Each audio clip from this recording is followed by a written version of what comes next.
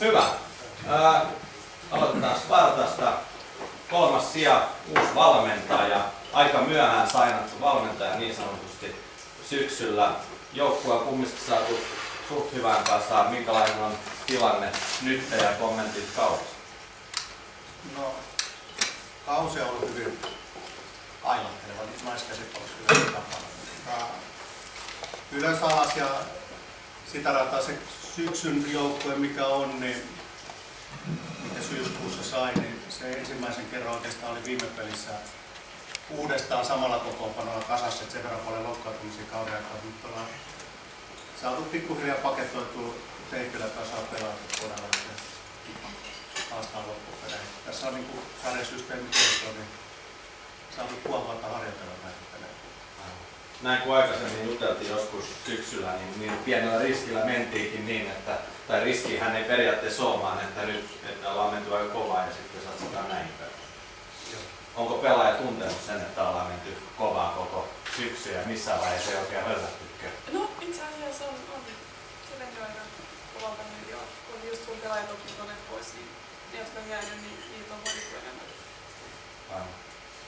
Mikäs teillä on loukkaantumistilanne? Ei meillä oikeastaan niinku niistä, jotka pystyy pelaamaan nyt, niin Karohan meni syksyllä jo pelaa vasta ensi kaudella, mutta muuten tällä hetkellä urana syödä vedetään eteenpäin. Sillä mennään. Miten näkis, mikä puhuu teidän puolesta siitä, että te menette tästä parista jatkoon?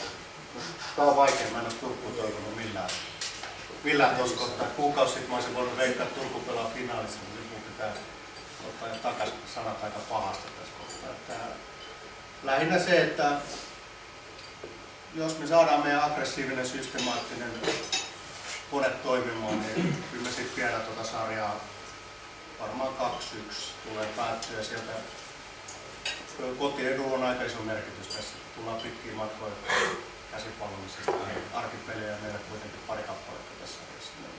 Niitä Lotta kokee Samppalinnan niin sanotusti peliareenaksi. Se on ihan niin kuin kaikki muut areena. Oho. Tää on mielenkiintoinen. Okei. Jatketaan OUJFK:n.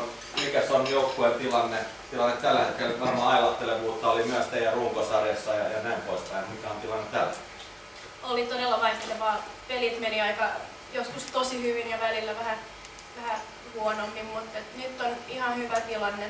Tsemppi päällä, nyt vielä vähän treenataan ennen peliä ja hiotaan vähän tai peliä ja sitten mennään täysillä lauantaina peliin.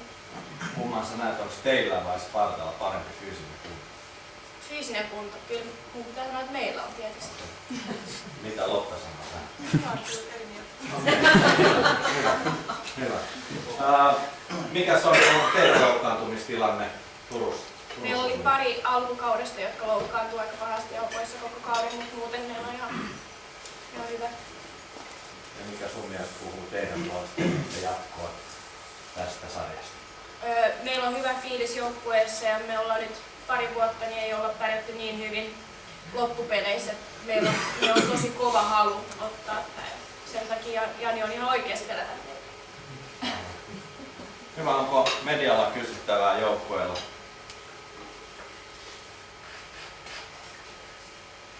Ei. Hyvä, me kiitämme teitä tästä.